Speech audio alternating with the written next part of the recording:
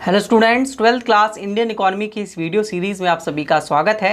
इस वीडियो में आज मैं आप सभी को कंपोजिशन ऑफ इंटरनेशनल ट्रेड या फॉरेन ट्रेड के बारे में बताने वाला हूं कि विदेशी व्यापार की रचना क्या होती है।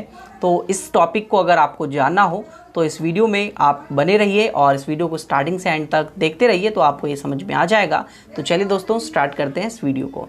दोस्तों, जब मैं बात करता हूँ यहाँ पर कंपोजिशन ऑफ ट्रेड की, यानी कि आपके पास व्यापार का जो रचना होती है वो क्या होता है, पहले इस वर्ड का मतलब हम समझते हैं। व्यापार की रचना जो है, अंतर्राष्ट्रीय व्यापार की रचना या कंपोजिशन, इसका मतलब होता है कि हम लोग क्या क्या गुड्स को एक्सपोर्ट और इंपोर्ट करते हैं। बेसिकली हम किन चीज़ों का जो है निर्यात आयात करते हैं, किन चीज़ों का हम ट्रेड करते हैं, उसको कंपोजिशन ऑफ फॉरेन ट्रेड कहा जाता है, व्यापार की रचना कहा जाता है। जैसे सपोज दैट अगर हम एग्रीकल्चर गुड्स को एक्सपोर्ट इंपोर्ट करते हैं तो हमारे कंपोजिशन क्या होगी कि हम लोग एक्सपोर्ट इंपोर्ट कर रहे हैं एग्रीकल्चर गुड्स की, या हम किसी और चीज़ों को एक्सपोर्ट इंपोर्ट कर रहे हैं तो वो हमारी कंपोजिशन कहलाएगी। तो कंपोजिशन जो इंडिया की थी उस वक्त में वो क्या थी उसके बारे में बता रहा हूँ। तो सबसे पहले हम अगर बात करें तो इंडिया जो पहले एग्रीकल्चर गुड्स को क्या करता था, एक्सपोर्ट ज़्यादा करता था, या उसका ज़्यादा इंटरनेशनल ट्रेड इंडिया में होता था, विदेशी व्यापार, उसको इंडिया ने कम किया। इंडिया ने उसमें क्या करा, उसमें गिरावट लेके आया। जैसे फर्स्ट पॉइंट ही आपके पास, decline in the percentage share of agriculture export, यानी कृषि निर्यातों के प्रतिशत भाग में गिरावट करी। इंडिया जो पहले खाने पीने की चीज़ें, कृषि आधारित वस्तुओं को एक्सपोर्ट करता था ज़्यादा, इंडिया ने उसके शेयर को गिरा दिया, इंडिया ने उसके शेयर को कम करा, जिससे इंडिया और अदर गुड्स को भी अपने देश में मैन्युफैक्चर करे और उसको भी एक्सपोर्ट करे बाकी अदर कंट्रीज़ के साथ। तो इंडिया ने सबसे पहला काम ये किया।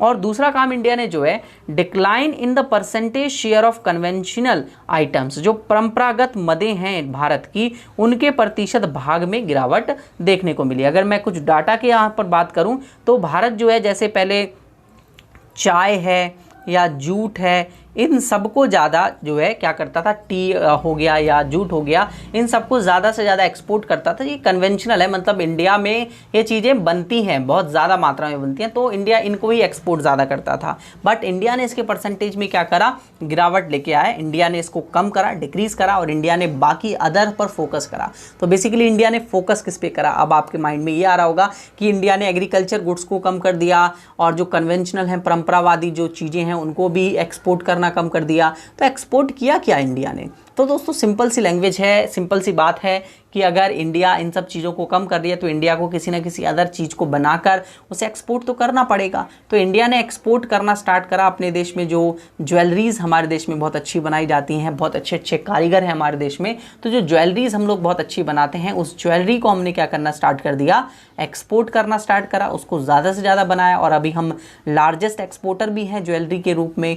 और अगर हम बात करें इंजीनियरिंग गुड्स की, यानी कि जो टेक्निकल वस्तुएं होती हैं, जो फैक्ट्रीज़ वगैरह में बनाई जाती हैं, हम लोगों ने अपनी कंट्री में फैक्ट्रीज़ को स्टैब्लिश करा, मतलब जितने भी फैक्ट्रीज़ हैं उनको बनाया, स्थापित करा अपने देश में, और उन इंजीनियरिंग गुड्स को अपने देश में बनाना स्टार्ट करा, और फिर उसको हमने क्या कर दिया, एक्सपोर्ट करना भी स्टार्ट करा। तो थर्ड पॉइंट क्या है, इंडिया ने अपने इंक्रीज करा percentage share of manufacture goods, यानी कि जो विनिर्मित वस्तुएं होती हैं उनको भारत ने बढ़ाया। विनिर्मित वस्तुएं लाइक ज्वेलरी का मैंने नाम लिया, मैंने आपको बताया कि हमने इंजीनियरिंग वस्तुएं बनाई, जो जैसे कि अगर आप अभी देखें तो इंडिया में अभी क्या होता है कि बहुत सारे मोबाइल मैन्युफैक्चरर्स इंडिया में आ चुके हैं, वो इंडिया में मैन्युफैक्चर करते हैं और इंडिया के लोगों के लिए भी फ़ायदेमंद होता है और बाहर अदर कंट्रीज़ में भी उसको लेकर जाते हैं। तो कहीं ना कहीं इंडिया ने अपने फॉरेन ट्रेड में चेंज, एक कंपोजिशन जो था उसमें बहुत बड़ा चेंज लेके आया, बहुत बड़ा स्ट्रक्चरल चेंज जो है वो उसमें देखने को मिला। जहाँ पहले इंडिया केवल और केवल एग्रीकल्चर गुड्स को ही, आइटम्स को ही एक्सपोर्ट करता था, अब वो अदर आइटम्स को भी एक्सपोर्ट करने लगा है। और अगर हम बात करें स्पाइसेस की, जो मतलब इंडिया में तो फेमस है ही, और इंडिया उसको एक्सपोर्ट करता है, और इंडिया का एक्सपोर्ट इसमें भी आपको काफ़ी बड़ा हुआ देखने को मिलता है। तो दोस्तों, ये था इंडिया का कंपोजिशन ऑफ फॉरेन ट्रेड, यानी व्यापार, विदेशी व्यापार की रचना भारत की, कि भारत में विदेशी व्यापार किस तरीके से किन किन चीज़ों का किया जाता है। और एक शॉर्ट वीडियो थी और आपको अच्छे से समझ में भी आया होगा। तो मैं आशा करता हूँ आपको समझ में आया हो, और ये वीडियो अगर आपको हेल्पफुल लगी हो तो इस वीडियो को अपने सभी दोस्तों के साथ शेयर ज़रूर कर दीजिएगा और वीडियो को लाइक ज़रूर कर दीजिए। और अगर आपका कोई सवाल या सुझाव होता है तो आप कमेंट कर सकते हैं।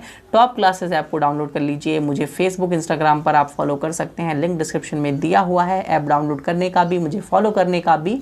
और इसी तरीके की और वीडियोस को देखने के लिए चैनल को ज़रूर सब्सक्राइब कर लीजिए, क्योंकि इसी तरीके की वीडियोस मैं आप सभी के लिए बनाता रहता हूँ। वीडियो देखने के लिए धन्यवाद। अगले वीडियो में मिलते हैं जहाँ पर हम इसी तरीके के और टॉपिक्स को डिस्कस करेंगे।